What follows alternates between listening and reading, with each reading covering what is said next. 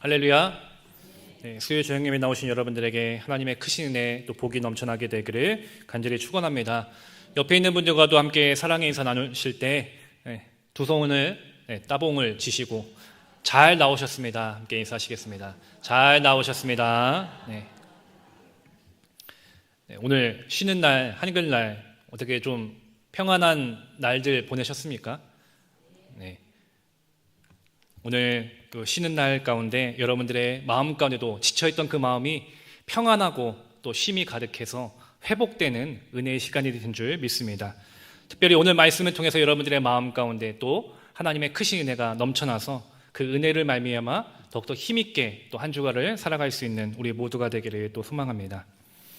우리가 지난 시간들을 통해서 말씀을 살펴봤을 때 이제 이스라엘의 새로운 왕으로 사울이 세워지면서 이제 사사 시대가 아니라 왕정 시대로 들어서게 되었습니다.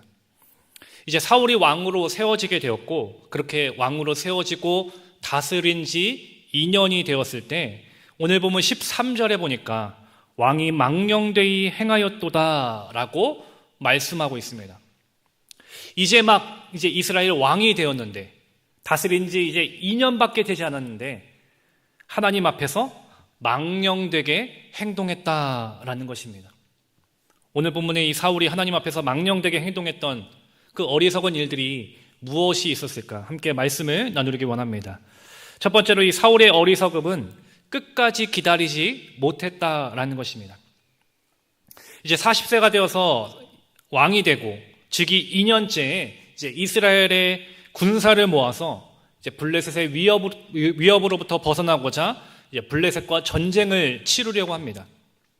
그런데 이 블레셋 군대가 워낙 압도적이었습니다. 5절 말씀, 13장 5절 말씀에 보면은 블레셋 사람들이 이스라엘과 싸우려고 모였는데 병거가 3만이요 마병이 6,000명이요 백성은 해변의 모래같이 많더라. 그들이 올라와 베다웬 동쪽 믹마스에 진침해라고 했습니다. 병거가 3만이었고 또 마병이 6,000명이었다. 라는 것은 이 블레셋의 군대가 얼마나 거대했는지 그리고 오늘날로 치면은 최첨단의 무기로 무장했는지를 알 수 있는 것입니다. 그만큼 이스라엘 백성들이 봤을 때는 이 블레셋의 군대는 해변의 모래같이 너무나도 많았고 너무나도 강력한 적이었던 것입니다. 그렇기 때문에 그들과 싸워야 하는 이스라엘 백성들의 입장에서 봤을 때는 너무나도 두렵고 막강한 적을 만난 것입니다. 상황이 이렇게 되니까 이스라엘 백성들이 겁을 먹기 시작합니다. 6절과 7절 보니까 이스라엘 백성들이 굴과 수풀과 바위 틈과 은밀한 곳 웅덩이에 숨었다라고 했습니다. 그리고 심지어 어떤 백성들은 요단강을 건너서 가나안 땅을 벗어나기까지 했다고 했습니다. 7절 하반절에 보니까 사울을 따른 모든 백성은 떨더라라고 말씀하는 것처럼 지금 이스라엘 백성들이 처한 상황들이 얼마나 두려움이 있었는지 그들이 얼마나 적을 만나서 두려워하며 떨고 있었는지를 알 수 있는 것입니다. 이렇게 두려운 적을 앞에 두고선 백성들이 정말 두려워 떨고 있는 상황 가운데 오늘 본문 8절에서 이렇게 말씀합니다. 우리 8절 말씀 함께 읽겠습니다.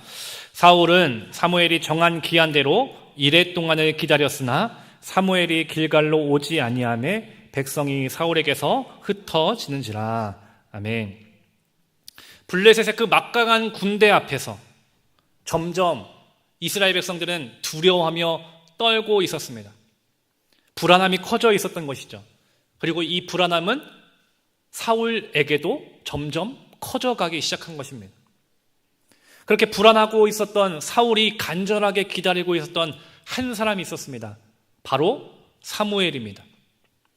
사무엘을 사울은 7일 동안 기다렸다라고 했습니다. 근데 7일 안에 사무엘이 오겠다라고 약속했는데 그 약속한 날이 되도록 아직까지 사무엘이 도착하지 않은 것이죠. 그렇게 사무엘을 기다리는 사이에 블레셋 군대를 두려워하고 있었던 이스라엘 백성들은 계속해서 흩어지고 있었습니다. 두려워하면서 사울을 떠나기도 하고 점점 사기가 바닥을 향하고 있었던 것이죠. 사울의 입장에서 이스라엘 군대를 지휘해야 하는 지휘관으로서 볼 때 어쩌면은 이 두려운 상황, 이스라엘 백성들이 정말 사기가 떨어지는 이 상황에서 자신이 무엇인가를 해야 한다, 어떤 조치를 취해야 한다라는 생각을 가지게 된 겁니다. 왜냐하면 그렇게라도 하지 않으면 블레셋과 싸워보기도 전에 이미 이스라엘 군대가 완전히 와해될 위기 가운데 있었기 때문입니다. 그렇게 사울의 마음 가운데 조급함이 생기기 시작합니다. 사무엘을 기다려야 하는데 더 이상 기다릴 수 없는 조급함이 생기기 시작한 것이죠. 그래서 사울은 사무엘을 더 이상 기다릴 수 없다 판단하여서 사무엘을 기다리는 것을 포기하고 자신이 직접 특단의 조치를 취합니다. 그것이 바로 자신이 직접 하나님 앞에 제사를 드리는 것입니다. 9절 말씀도 우리 함께 읽겠습니다. 9절 말씀입니다. 사울이 이르되 번제와 화목제물을 이리로 가져오라 하여 번제를 드렸더니, 분명 사무엘은 사울에게 내가 7일 안에 오겠다라고 약속했습니다. 그래서 기다리라라고 분명하게 말을 했습니다. 근데 불안했던 사울, 그래서 그 불안함으로 인해서 마음이 조급해진 사울은 그 약속을 믿지 못하고 신뢰하지 못하고 사무엘이 오지 못할 것이다라는 의구심이 든 것입니다. 그러다 보니까 기다리지 못해서 결국 자신이 직접 제사를 드리기 시작한 것입니다. 그렇다면 이 제사를 자신이 직접 드린 것이, 사울이 직접 드린 것이 왜 문제가 됐겠습니까? 하나님께서는 제사는 오직 하나님께서 세우신 제사장을 통해서 드리라라고 분명하게 법으로 정해 놓으셨습니다. 이것이 하나님께서 세우신 질서이고 법입니다. 근데 지금 사울은 사무엘이 오지 않는다고 해서 자신의 마음대로 하나님의 법을 지키지 않고 하나님의 질서를 따르지 않았던 겁니다. 즉 하나님 앞에서 망령된 행동을 했다라는 것입니다. 이처럼 사울 마음대로 자신이 하나님 앞에 제사를 드렸을 때 그 제사를 드리자마자 마침내 사무엘이 도착하고 있습니다. 사무엘이 터무니없이 약속 시간은 늦은 것이 아니라 그 약속한 시간 안에 맞춰온 것입니다. 사울이 조금만 인내하고 조금만 더 기다렸더라면, 사무엘의 그 약속을 믿고 신뢰하고 그래도 기다렸더라면 아무런 문제 없이 사무엘을 통해서 하나님 앞에 제사를 드리고 하나님의 말씀을 듣고 그 말씀에 따라서 싸울 수 있었던 것입니다. 그러나 사울의 두려움과 조급함은 사무엘을 끝까지 기다리지 못했고, 이는 곧 하나님의 말씀을 기다리지 못한, 그리고 하나님의 질서와 법을 어긴 하나님 앞에 망령된 행동을 했다라는 것입니다. 지금 사울에게 있어서 중요했던 것은 하나님의 말씀을 기다리는 것보다 당장 눈앞에 보이는 블레셋과의 전쟁, 그리고 블레셋과의 전쟁을 앞두고 있는, 두려워 떨고 있는 이스라엘 백성들, 자신들의 군사만을 바라보고 있었다는 것입니다. 그리고 이를 해결하기 위해서 끝까지 기다리면서 하나님의 뜻을 구했던 것이 아니라 자신의 방법대로, 자신의 생각대로 그렇게 하나님 앞에서 망령된 행동을 하고 있는 것이 바로 지금 사울의 모습이라는 것입니다. 우리는 이런 사울의 모습을 보면서 오늘 나 자신을 돌아볼 수 있어야 합니다. 우리 또한 사울처럼 내게 닥쳐있는 이 상황과 어려움들을 바라보면서 하나님의 방법과 하나님의 때를 기다리지 못하고 있지 않았는지, 하나님을 신뢰하지 못해서 내 뜻대로, 내 생각대로 인간적인 방법을 구하고 있지 않았는지 우리의 삶을 돌아볼 수 있어야 합니다. 어쩌면 사울에게는 분명한 핑곗거리가 있습니다. 사무엘이 약속한 시간 안에 도착하지 않았다. 적들은 바로 코앞에 있다. 우리 편은 자꾸만 흩어지고 있다. 무엇인가를 하지 않으면 안 될 것 같은 두려운 상황에 놓였다라고 말하는 것이죠. 하지만 그럴 때 사울은 더 하나님 앞에 기다리고 엎드리고 하나님을 신뢰하고 묵묵히 하나님의 뜻을 구하며 기다리고 있어야 했습니다. 사울과 같이, 그리고 오늘 우리의 생각에서도 어쩌면 지금 내게 놓여있는 이 문제와 어려움을 마주했을 때, 지금 당장이라도 이 문제가 해결되기를 우리는 바랄 것입니다. 그리고 그렇지 않다면은 더 큰 어려움이 있고 더 큰 괴로움이 있다라면서 우리 마음 가운데 불안함이 생길 수도 있습니다. 하나님께 간구하지만, 하나님께 기도하지만 왜 당장 이 문제가 해결되지 않습니까? 응답되지 않습니까? 어쩌면 하나님 앞에 우리가 원망할 때도 있지 않습니까? 하나님의 뜻을 구하며 기다리고 있는데 그 기다림이 너무 길어져서 점점 내 마음이 조급해져서 하나님의 뜻을 따르지 못하고 다른 방법으로 이 문제를 해결해 보려는 것이 어쩌면 오늘 우리들의 모습은 아니었습니까? 우리가 잘 알고 있는 아브라함, 하나님께서 분명하게 100세에 아들을 주시겠다 약속하셨습니다. 근데 그 때를 아브라함은 기다리지 못했습니다. 그래서 하갈을 통해서 이스마엘을 낳습니다. 하나님의 때를 기다리지 못하고 하나님의 약속을 기다리지 못하고 인간적인 방법을 택했던 것입니다. 사울과 같이, 그리고 이 아브라함과 같이 오늘 우리들도 하나님의 때를 기다리지 못하고 하나님의 약속의 말씀을 신뢰하지 못해서 때로는 실수하기도 하고 넘어졌던 때는 여러분들에게 없었습니까? 내 삶을 다시금 돌아보며 하나님의 때를 기다리지 못했던 나 자신을 다시금 돌아보게 되기를 간절히 소망합니다. 예전 고등학교 시절에 가정이라는 과목이 있었습니다. 이 가정 시간에 여러 실습들을 배우게 되는데 그때는 이제 요리를 배우는 시간을 갖게 되었습니다. 그래서 이 요리를 해보기도 하고 또 실습한 요리를 서로 나눠 먹기도 했습니다. 저희 반이 남자 반이었는데 한참 자라나는 남자 고등학생들이니까 얼마나 먹는 것을 좋아하겠습니까? 한 번은 이 가정 선생님께서 달걀말이에 대해서 가르쳐 주셨습니다.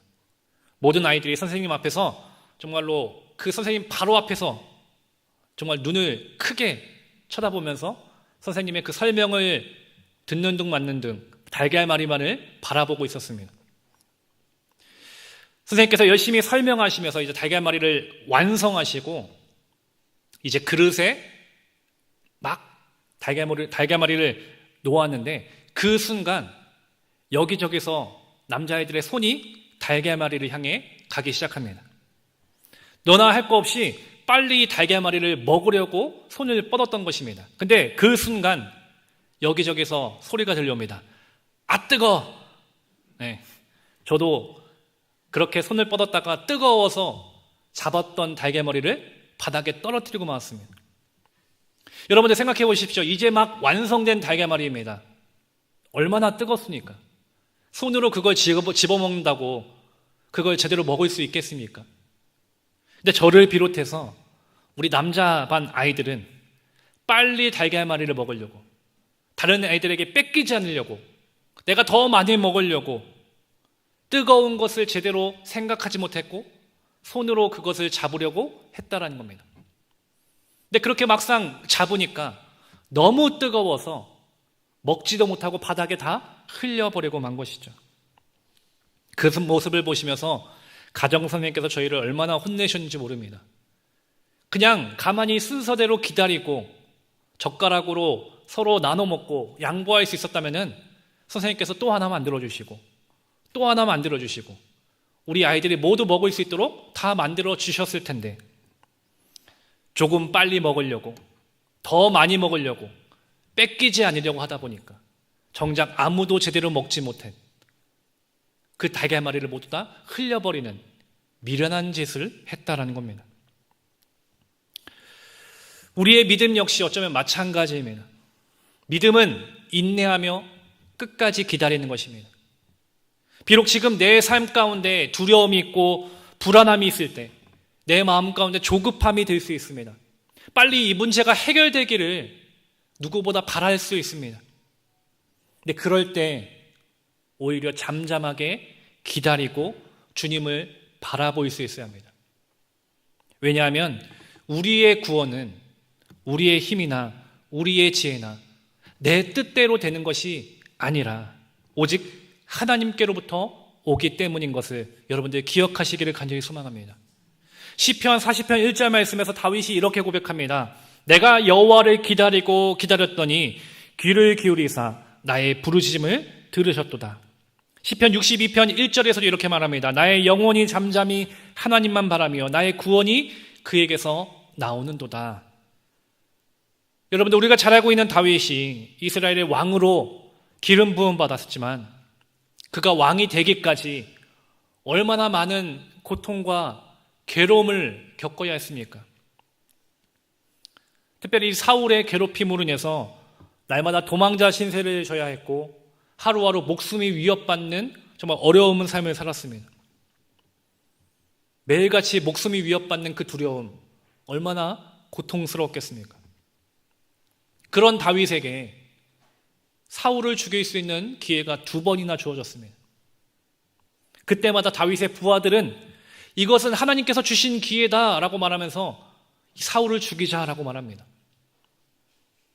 그들의 말처럼 사울을 죽이면은 이제 도망자의 신세에서 벗어날 수 있습니다.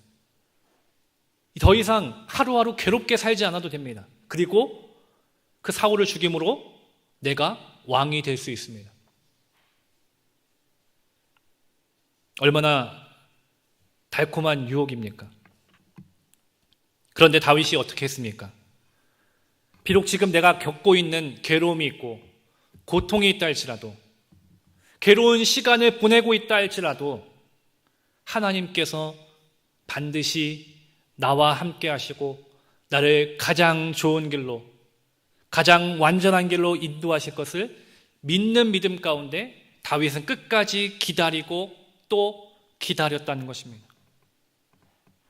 그렇게 하나님의 때를 기다리고 하나님 앞에 모든 것을 맡겼던 다윗, 하나님께서 그를 내 마음에 맞는 자다라고 칭찬하시고 그를 이스라엘의 위대한 왕으로 세워주셨던 것입니다. 사랑하는 우리 신갈교회 성도 여러분, 하나님께서는 반드시 가장 좋은 때에 가장 완전한 길로 모든 문제들 가운데 이루시고 역사하실 분이심을 여러분들 믿으시기를 간절히 소망합니다. 모든 것을 하나님 앞에 맡기고 그러므로 잠잠히 하나님의 때를 기다리는 우리 모두가 되기를 소망합니다. 물론 내 생각에서는 지금 내가 겪고 있는 이 문제들, 이 어려움들 지금이라도 빨리 해결됐으면 좋겠습니다. 당장이라도 벗어나고 싶습니다. 근데 하나님의 때는 내 생각과 내 뜻과는 다르게 하나님께서 가장 완전한 길로 이루실 것이기에 그 하나님의 때를 우리는 신뢰하고 기다릴 수 있는 믿음이 되어야 합니다. 조금의 불안한 마음이 있을 수 있습니다. 조급한 마음이 내게 있을 수 있습니다. 때로는 하나님께서 응답하시지 않는 것처럼 여겨져서 하나님을 향해 원망의 마음이 들 수도 있습니다. 그러나 기억하십시오. 하나님은 지금도 살아계십니다. 그리고 지금 이 시간에도 우리를 위해 일하시고 역사하시는 살아계신 하나님이심을 여러분들 믿으시기를 간절히 소망합니다. 그렇기 때문에 나의 생각들, 내 방법들, 내 경험들 다 내려놓고 하나님께서 이루실 것을 믿는 믿음 가운데 그 하나님의 때를 기다릴 수 있는 우리 모두가 되기를 간절히 소망합니다. 그래서 하나님의 은혜의 손길을 귀하게 깨닫고 그 놀라운 은혜의 손길로 하나님의 귀한 복을 누릴 수 있는 저와 여러분들의 삶이 되기를 간절히 소망합니다.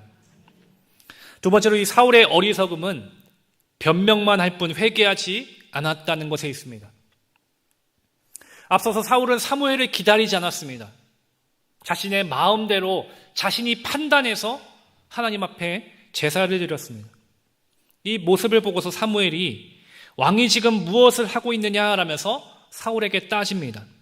우리 11절과 12절 말씀, 11절과 12절 말씀 함께 읽겠습니다. 사무엘이 이르되 왕이 행하신 것이 무엇이냐 하니 사울이 이르되 백성은 내게서 흩어지고 당신은 정한 날 안에 오지 아니하고 블레셋 사람은 믹마스에 모였음을 내가 보았으므로 이에 내가 이르기를 블레셋 사람들이 나를 치러 길갈로 내려오겠거늘 내가 여호와께 은혜를 간구하지 못하였다 하고 부득이하여 번제를 드렸나이다 하니라. 12절에서 사울이 이렇게 말합니다. 부득이 번제를 드렸습니다.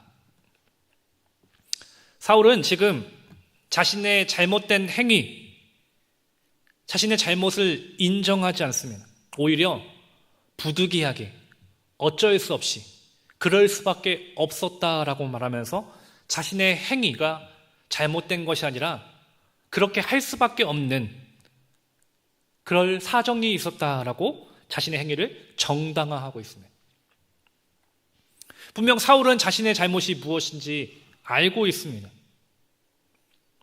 그렇다면 사무엘을 통해서 자신의 잘못을 발견하게 되었을 때 사울은 오히려 하나님 앞에 그리고 사무엘을 통해서 하나님 앞에 자신의 잘못을 인정하고 회개했어야 합니다.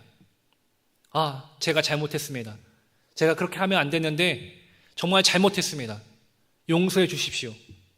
어쩌면 하나님 앞에서 그렇게 회개하고 자신의 잘못을 인정했을 때 하나님은 그의 잘못을 용서해 주셨을 것입니다. 하지만 사울은 회개하지 않았습니다. 오히려 자신의 잘못이 없다라고 말하면서 부득이하게 그렇게 했다. 그러면서 다른 사람의 탓을 합니다. 사울이 세 가지 변명을 합니다. 첫째는 백성들이 내게서 흩어지고 있다. 두 번째는 사무엘 당신이 정한 날 약속한 날에 오지 않았다. 세 번째는 블레셋 사람들이 지금 큰 군대로 모여 있다. 그래서 당장이라도 전쟁이 일어날 수 있는데 하나님께 제사를 드려야 전쟁을 할 수 있기에 어쩔 수 없이 부득이하게 내가 드렸다라고 변명을 늘어놓습니다. 우리가 잘 알고 있던 아담과 하와도 선악과를 먹게 되었을 때 아담과 하와가 하나님 앞에서 그 즉시 잘못을 회개하지 않았습니다. 오히려 변명만 늘어놓습니다. 아담은 하와가 줘서 먹었다라고 말하고 하와는 뱀이 줘서 먹었다라고 말합니다. 서로 남 탓을 하는 것이죠. 하나님을 향해서 철저하게 내가 잘못했다라며 회개했던 것이 아니라 다른 사람 잘못이라고 나는 잘못 없다 변명만 늘어놓았던 것입니다. 사울처럼 그리고 이 아담과 하와처럼 오늘 우리들도 그렇게 하나님 앞에 회개하지 않고 여러 이유와 변명들로 부득이하게 어쩔 수 없이 그렇게 했다라고 우리는 그렇게 말하면서 정당화하고 있지 않습니까? 우리가 이 땅을 살아가면서 이 땅에서의 풍요로운 삶을 중요하게 여깁니다. 그러다 보니까 우리는 점점 하나님과의 관계 속에서 하나님과 멀어질 때가 있습니다. 안타까운 것은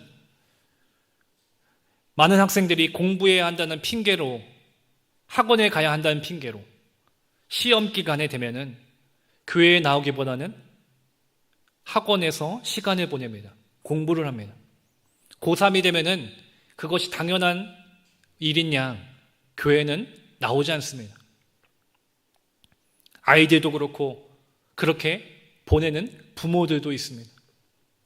지금은 시험이 중요하니까 더 좋은 학교 가야 되니까 더 좋은 성적 맞아야 하니까 지금 고3이라는 중요한 시기이니까 이 시간만 지나면 그 다음부터 교회 나갈 거예요. 그렇게 생각을 한다는 것이죠. 또한 내 삶이 바쁘다는 핑계로 돈을 벌어야 하고 더 좋은 직장에 가야 되고 여러 가지 핑계를 대면서 예배 드리기보다는 상황이 더 나아지면 조금 여유가 생기면 그때 나갈게요 말하는 사람들도 있습니다. 하나님보다 학업이, 취업이 또 이 땅에서의 풍요로움이 더 중요하게 되었다라는 겁니다. 과연 하나님 앞에서 이게 정당한 이유가 되겠습니까? 그것이 정말 하나님께서 기뻐하시는 삶의 모습이겠습니까? 그것이 정말 하나님 마음에 맞는 삶일까요? 그렇게 우리가 하나님 앞에서 회개하지 않고 부득이하게 어쩔 수 없어서 여러 이유와 핑계를 대면서 하나님과 멀어진다면 그것이 정말 하나님 앞에서 그래, 내가 이해한다. 정말 하나님께서 그렇게 그 핑계를 이해해 주실까요? 오늘 본문에서 결국 변명만 하며 회개하지 않았던 사울이 어떻게 됐는지를 분명하게 알아야 합니다. 14절 말씀 함께 읽겠습니다. 지금은 왕의 나라가 길지 못할 것이라 여호와께서 왕에게 명령하신 바를 왕이 지키지 아니하였으므로 여호와께서 그의 마음에 맞는 사람을 구하여 여호와께서 그를 그의 백성의 지도자로 삼으셨느니라 하고, 하나님의 말씀에 불순종하고 하나님 앞에 회개하지 않고 부득이하게 여러 이유와 변명들만을 늘어놓았던 사울, 어떻게 됩니까? 결국 하나님 앞에서 버림받게 되었습니다. 하나님은 그 사울이 아니라 정말 하나님을 사랑하고 하나님 우선으로 살아가는 하나님 마음에 맞는 자를 찾으신다라고 합니다. 그렇습니다. 하나님께서 원하시는 것은 우리의 마음, 우리의 중심을 원하십니다. 우리의 마음이 하나님께 향해 있는 자, 하나님 우선으로 살아가는 사람을 하나님은 원하신다는 겁니다. 그리고 그 한 사람을 높여주시고 세워주신다는 것을 여러분들 기억하시기를 간절히 소망합니다.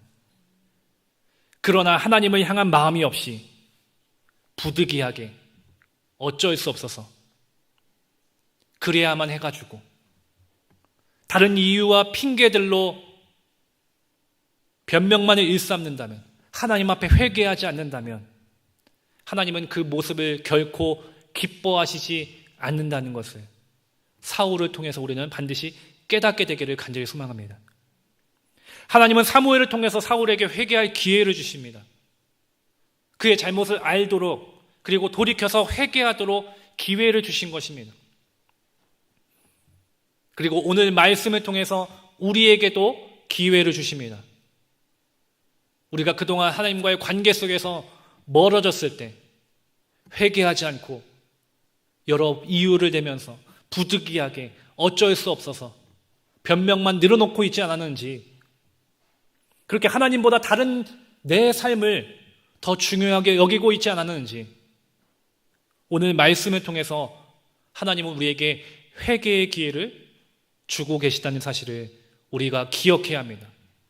그렇다면 이 회개의 기회가 주어졌을 때 우리는 하나님 앞에 우리의 잘못을 회개하고 돌이킬 수 있어야 합니다.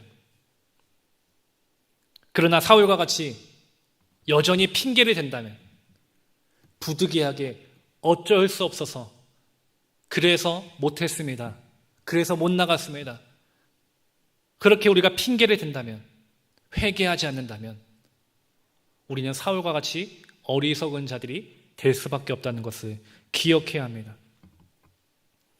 잠언 28장 13절에서 자신의 죄를 숨기는 자는 형통하지 못하나 죄를 자복하고 버리는 자는 불쌍히 여김을 받으리라 라고 했습니다. 그리고 요한일서 1장 9절에서 만일 우리가 우리 죄를 자백하면 그는 미쁘시고 의로사 우리 죄를 사하시며 우리를 모든 불의에서 깨끗하게 하실 것이다 라고 했습니다. 우리의 죄를 숨기지 않고 깨닫고 자복하고 회개했을 때 하나님은 우리의 모든 죄를 사해 주시고 모든 불의에서 깨끗하게 하실 것을 믿으시기 바랍니다. 그러므로 이 사랑하는 신갈교회 성도 여러분, 하나님 앞에서는 변명할 수 없습니다. 변명이 통하지 않습니다. 우리가 그렇게 하나님 앞에 변명하면서 부득이하게 어쩔 수 없었다라고 말하면서 내 잘못을 정당화하지 않는 그런 삶이 되기를 소망합니다. 하나님은 우리의 모든 것을 이미 아십니다. 내 마음을 알고 계십니다. 그 중심을 이미 꿰뚫어 보고 계십니다. 그런 하나님 앞에 숨김없이 우리의 죄를 낱낱이 구하고 돌이켜 회개하여서 우리의 삶을 다시금 하나님께로 향할 수 있는, 그래서 정말 하나님 중심으로 하나님만을 사랑할 수 있는 우리 모두가 되기를 간절히 소망합니다. 여러분들 기억하십시오. 하나님은 언제나 나와 함께 하시고 내 삶 가운데 일하시는 분이십니다. 우리가 우리의 죄를 자백하고 하나님께로 돌이키며 이제는 하나님만을 따르고 하나님만을 신뢰하며 그렇게 하나님의 때를 기다릴 때 하나님은 우리 삶 가운데 가장 좋은 길로 가장 완전한 때에 우리의 삶 가운데 놀랍게 풍성한 은혜들을 허락해 주실 것입니다. 저와 여러분들이 그렇게 하나님의 은혜를 날마다 누리며 하나님 마음에 맞는 자라고 칭찬받을 수 있는 귀하고 복된 우리 모두의 삶이 되기를 간절히 축원합니다. 기도하시겠습니다. 사랑이 많으신 주님 감사합니다. 이 귀한 수요일 저녁에 주님 앞에 나오게 하시고 주님을 예배할 수 있도록 인도하심을 감사합니다. 어쩌면 우리는 정말 자격 없는 죄인입니다. 그럼에도 불구하고 이런 죄인인 우리를 사랑하시고 용서하신 주님, 우리가 오늘 말씀을 통해서 다시 내 삶을 돌아보기 원하오니 하나님 앞에서 내 삶을 날마다 회개하며 돌이키는 삶이 되게 하시고 그동안 부득이하게 어쩔 수 없다 핑계하며 변명했던 우리의 삶이라면 이제는 하나님만을 쫓아 사는, 하나님만을 사랑할 수 있는, 하나님 제일로 살아갈 수 있는 우리의 삶이 될 수 있도록 우리의 믿음을 다시금 세워 주시옵소서. 때로는 우리가 살아가면서 만나는 문제 가운데 어려움이 있고 또 두려운 마음이 있습니다. 그리고 왜 이 문제가 해결되지 않는 것처럼 여겨져서 조급한 마음도 생깁니다. 그러나 하나님께서는 나와 함께 하시고 내 삶 가운데 일하시는 분이심을 다시금 깨닫게 되오니 주님, 잠잠히 하나님의 때를 기다리며 내 삶 가운데 일하시고 역사하실 하나님만을 신뢰하는 믿음 가운데 하나님의 은혜를 기다리는 우리 모두가 되게 할 주시옵소서. 그 은혜로 말미암아 날마다 믿음으로 승리하는 우리 모두가 될 수 있도록 주님 함께하여 주시옵소서. 감사합니다. 예수님의 이름으로 기도합니다. 아멘.